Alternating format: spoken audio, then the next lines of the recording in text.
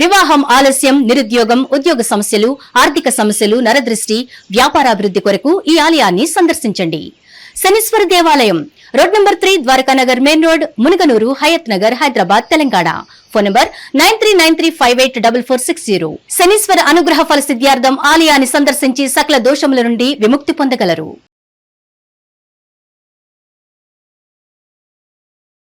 2025కి 26కి జనవరి 1 నుంచే వీళ్ళకి ఎల్నాట్స్ జరుగుతుంది. అంటే this is the year of youth, the year of duality, the year of ego, the year of uncertainties, the year of manifestation. 2026లో ఏంటంటే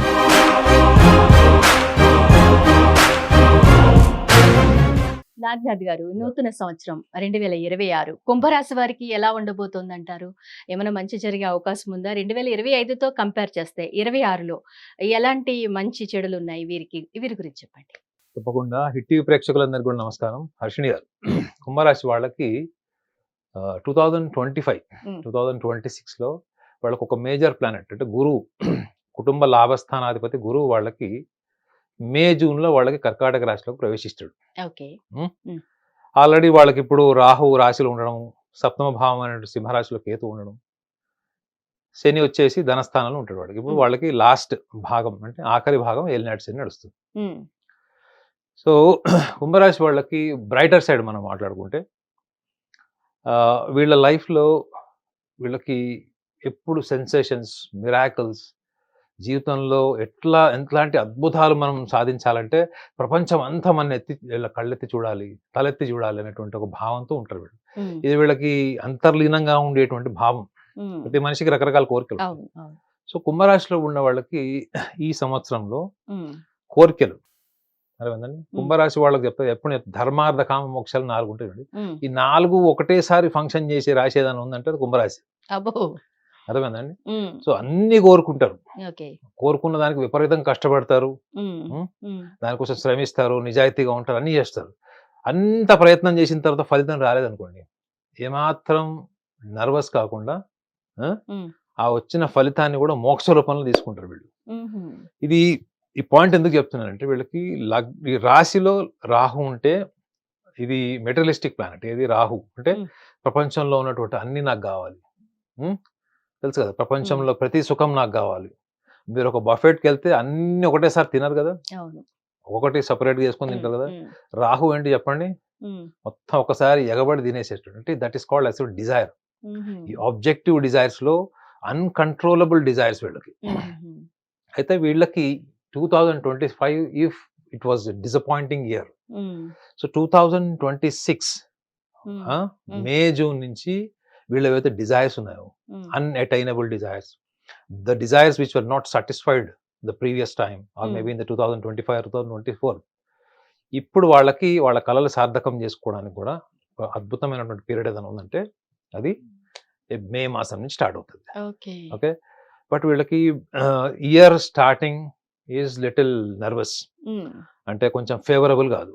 ఎప్పటి వరకు కాదు, ఇది మార్చ్ ఫస్ట్ 3 months లో వీళ్ళు ఏం చేయకూడదు, ఏ ఏరియాకి వెళ్ళకూడదు. అంటే మనం ఒకసారి వీళ్ళకి ఇయర్ గురించి, ఇయర్ ఎసెన్స్ ఆఫ్ ద 2026 కూడా చెప్పాలి ఏంటంటే, మనం ఇయర్ ఆఫ్ యూత్ఫుల్నెస్ అన్నాం, the year of duality, detachment, liberation, manifestation and year of egoism.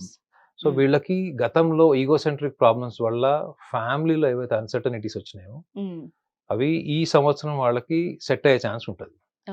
అంటే పట్టు విడుపు. ఓకే, ఇయర్ ఆఫ్ మేనిఫెస్టేషన్ ఉంది కదా. వీళ్ళు చేయాల్సింది ఏంటి సంవత్సరంలో, they must drop down all their identities, అంటే మన ఈగోస్ అంటాం మనం, వాటిని వీళ్ళు వదులుకోవాలంటే కుటుంబ స్థానంలో జీవిత భాగస్వామికి సంబంధించిన విషయాలు మరీ లోతుగా వెళ్ళి అనవసరమైన ఏరియాకి వెళ్ళి కెలికి తవ్వి వాళ్ళ అత్తగారు, మామగారు, కుటుంబ సభ్యులు ఇవన్నీ అన్నిటికంటే వీళ్ళు సింపుల్ గా సపరేట్ గా ఇండిపెండెంట్ గా ఉండడం బెటర్. ఎందుకంటే కుంభరాశి వాళ్ళు ఎప్పుడు కూడా ఒంటరిగా లోన్లీగా ఉన్నప్పుడే వాళ్ళు చాలా ఇంటెలిజెన్స్ బాగా పనిచేస్తుంది and they even work efficiency. ఆ ఎఫిషియన్సీ అన్నది వీళ్ళకి, వర్క్ ఎఫిషియన్సీ అనేది వీళ్ళు ఒక్కళ్ళుగా ఉన్నప్పుడు బాగా పనిచేస్తారు. They like association, they like team, but they always disconnected people. ఎందుకంటే ధర్మార్థ కామ మోక్షాలు, ఈ మోక్ష పార్ట్ ఏదైతే ఉంటుందో అది డిస్కనెక్టెడ్ ఫ్రమ్ ద వరల్డ్. మీరు అప్పటి వరకు అంత కలిసినట్టే ఉంటారు కానీ మీ జడ్జిమెంట్స్లో మీ ఆలోచనలో మీరు డిటాచ్డ్ ఉంటారు.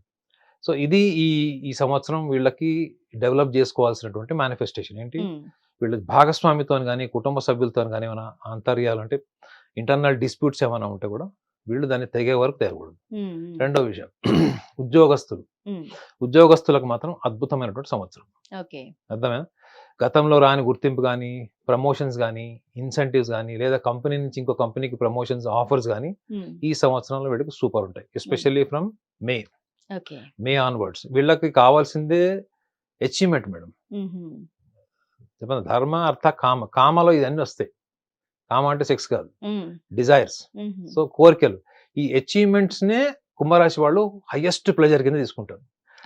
దాన్ని ప్రపంచం గుర్తించడం సెకండ్ ఆస్పెక్ట్ తీసుకుంటారు. ఫస్ట్ ఏంటి, I have achieved this. So employees కి 2026 ఇస్ అ వండర్ఫుల్ ఇయర్.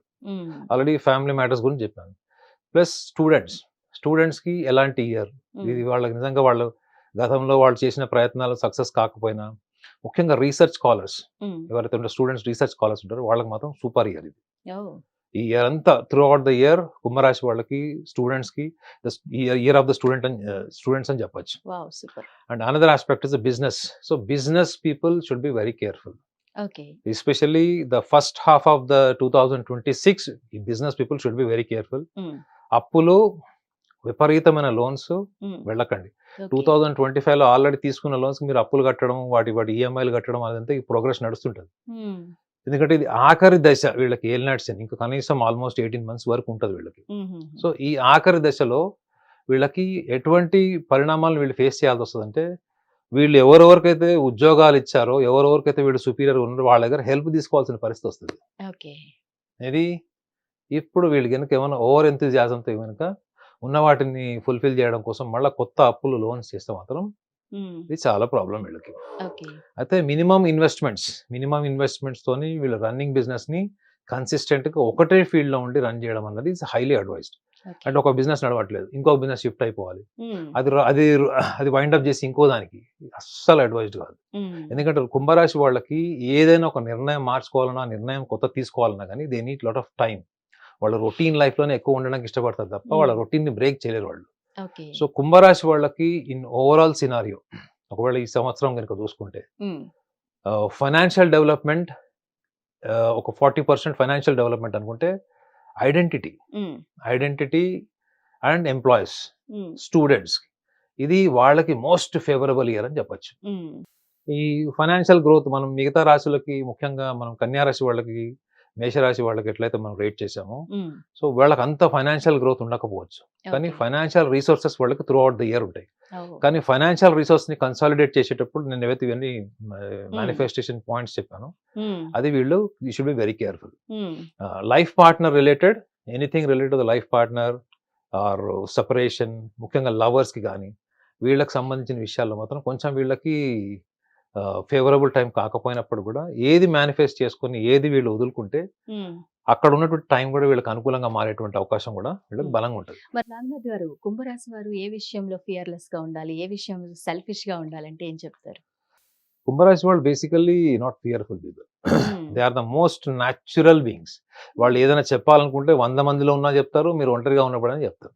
అంటే అక్కడేంటి, కుండ బద్దలు కొట్టక్కర్లేదు, వీళ్ళు మాట్లాడే ఆటోమేటిక్ కుండ బద్దలైంది. వీళ్ళు మాట్లాడుతుంటేనే కుండ బద్దలైపోతుంది. అంటే అంత పవర్ఫుల్. అంటే ఒక మనిషి ఒక విషయాన్ని 10 మందిలో చెప్పడానికి ధైర్యం చేయకపోవచ్చు, ఒక్కళ్ళుగా ఉన్నప్పుడు చెప్పడానికి ధైర్యం చేయొచ్చు. వీళ్ళు అట్లా ఏమి ఉండరు. Very straight line, most straight lined people ఎవరైనా ఉన్నారంటే కుంభరాశి వాళ్ళు. సో వీళ్ళకి ఫియర్ అన్నది డిఫాల్ట్ ఉండదు. బట్ ఏంటంటే వీళ్ళు ఫియర్ ఏ టైంలో వస్తుంది అంటే, వీళ్ళు కొత్తగా ఏదన్నా క్విక్ గా అడాప్ట్ చేసుకొని చేయాలి, టైం లేదు అనుకున్నప్పుడు వీళ్ళకి భయం ఉంటుంది. రెండోది, వీళ్ళని ఎవరైనా నిర్బంధించారు, వీళ్ళ స్వేచ్ఛను నిర్బంధించారంటే అప్పుడంత భయం వీళ్ళకి ఇంకెప్పుడు ఉండదు.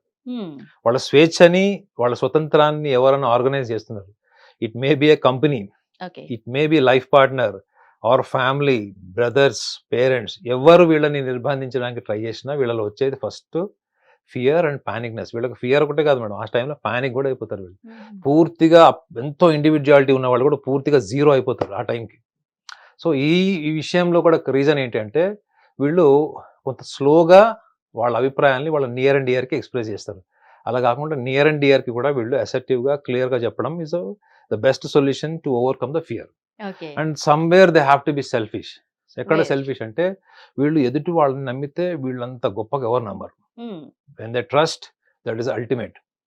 సో వీళ్ళ ట్రస్ట్ని అవతల వాళ్ళు ఎన్నో సందర్భాల్లో మిస్యూజ్ చేసుకున్న సందర్భాలు వీళ్ళకి తెలిసి ఉంటాయి. సో అక్కడ వాళ్ళు రియలైజ్ అవ్వాల్సింది ఏంటి, why you are unnecessarily extending the trust. You trust people, but there is a limitation. There must be a boundary to trust because you have no control over trusting people. So ఇక్కడ వాళ్ళు అర్థం చేసుకోవాల్సింది ఏంటంటే దీని unorganised అంటే ఏదైతే organised లేనటువంటి trust ఏదైతే నమ్మకం ఏదైతే ఎదుటి వ్యక్తుల మీద ఉందో దాని వెనక కూడా ఒక ఇమేజ్ ఉంటుంది madam. You want to be the good, you want people to appreciate you, you want people to put you on the head. ఈ ఇమేజ్ని ఏం చేయాలి, షటర్ చేయాలి.